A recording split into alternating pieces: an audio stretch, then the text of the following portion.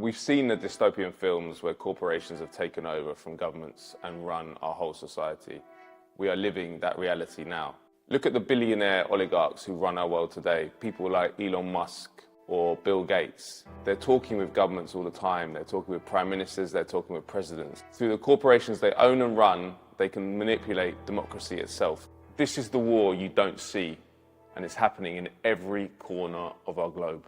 Corporations have taken over massive parts of our military. So whether it's the Wagner Group in Ukraine or Blackwater in Iraq, it allows states to undertake devastating military operations but escape accountability at any level. The prevalence of private military and private security in our world is a symptom of a disease, and that disease is corporate power and the rule of the 1%. They have created a world to enrich themselves, but that creates a barren wasteland of a world.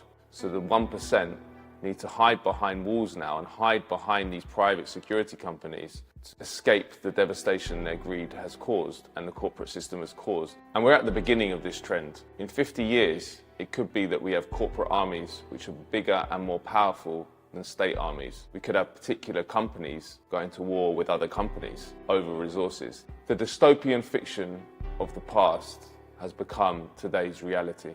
Corporations have spent decades and poured huge amounts of resources into infiltrating governments and getting them to work for them. There is a network of tax havens around the world. A lot of them run out of the City of London and British Overseas Territories, which allow corporations to avoid paying tax and contributing anything to the societies they're getting their wealth from. So we pay tax, they don't.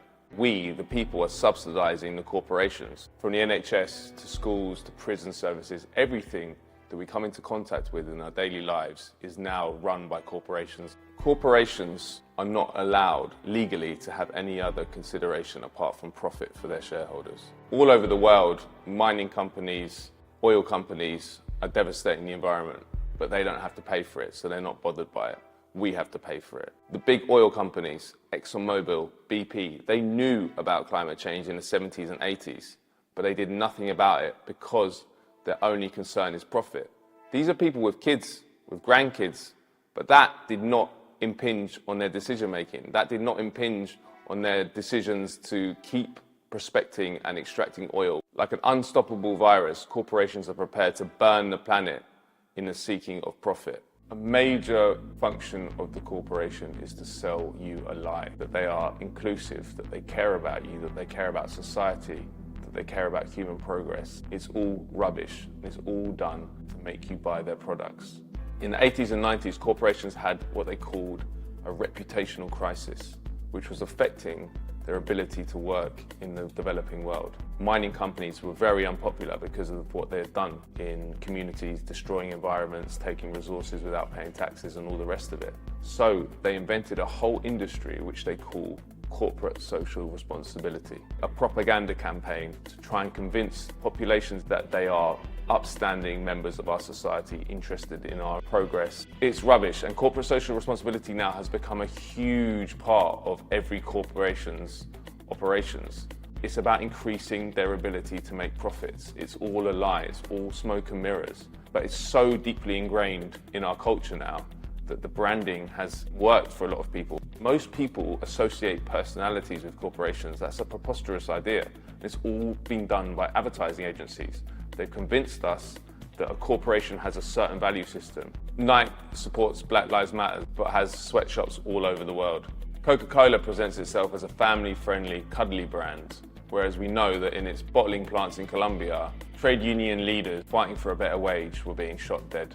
BP, formerly British Petroleum, became Beyond Petroleum.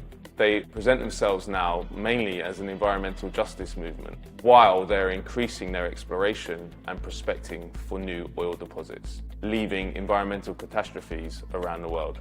It's all a lie to make sure that the great unwashed, the population, do not obstruct their ability to make more money. Key to the expansion of European colonial rule was the corporation. In the 16th century, up to the middle of the 19th century, corporations needed to obtain a charter from the king or queen or parliament to operate. But what we've seen over the last 200 years is the corporation become unleashed from the state that created it and it's become a Frankenstein's monster. It's eaten the state that created it and taken on its power and made the state work for it. In 1928 in Colombia, workers for the United Fruit Company went on strike to fight for better wages. The government at the time sent in the Colombian army and massacred hundreds of them.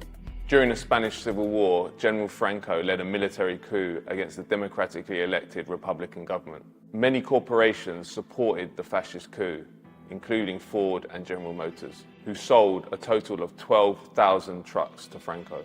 Texaco, the oil company, rerouted oil supplies for the Republican Army to Franco's forces and illegally supplied gasoline on credit to Franco. Despite being fined $20,000 by the US government, Texaco continued this credit arrangement until the end of the war. When Franco's fascists finally triumphed, an undersecretary at the Spanish Foreign Ministry said, "Without American petroleum, without American trucks, without American credit, we could have never won the Civil War." After the devastation of the Second World War, there was a degree of idealism and hope about constructing a new world built on principles of justice and fairness and equality. But that crashed on the rocks of corporate power. Throughout the Cold War, Western governments working on behalf of corporations would take out any independent leaders who were using the resources of their country to benefit the people of their country. In 1951, in the very poor country of Guatemala in Central America, they elected a social democrat called Jacobo Arbenz, who enacted a very moderate program of giving land to peasants, taxing corporations a bit more. He was taken out in a CIA-backed coup in 1954 at the behest of the United Fruit Company, who were upset about his policies which were impacting their operations in the country. At the time of that coup, an unknown Argentinian doctor called Che Guevara was living in Guatemala City and saw what had happened, and it was a major part of his process of politicization. Soon after that, he moved on to Mexico, where he met Fidel Castro, and the rest is history. The year before Guatemala, in 1953, the CIA and MI6 had connived to take out the democratically elected Prime Minister of Iran, Mohammad Mossadegh. What was his crime? He'd nationalized the Anglo-Iranian oil company and taken more of their profits for the Iranian people. That's not tolerated by the system, so we took him out and corporate rule was enforced. Iran has never been a democracy since. The US and UK installed the brutal dictator, the Shah, who ruled until 1979 when the Islamic Revolution displaced him. Corporations have always been political and in the worst possible way. Corporations are at war with us. They appear all-powerful, they appear impenetrable, and they appear unmovable. They are not. People may remember the 1990s. Corporate power was the major issue exercised in the left at that time. The World Trade Organization meetings had huge protests wherever they went.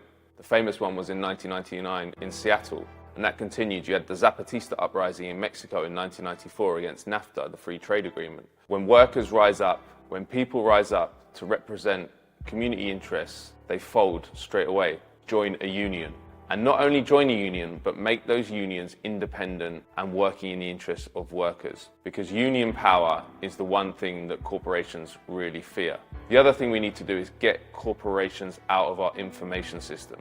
Because it's impossible to have an understanding of our society when we are bombarded with propaganda by a system run by corporations. So we need to create an independent media that can wrest control of the discourse, wrest control of the narrative, back to people and back to truth. It's time for people of all political persuasions to join the fight to reclaim our democracy, to reclaim our world from this out-of-control institution.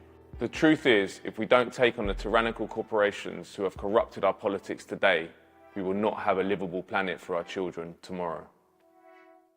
I've been investigating the secretive mechanisms through which corporations have enforced their rule on our world. My new book, written with my colleague Claire Provost, is called Silent Coup: How Corporations Overthrew Democracy, and it goes into many of the themes discussed in this video. And if you want to support a media which takes on corporate power, support Declassified and Double Down News on Patreon.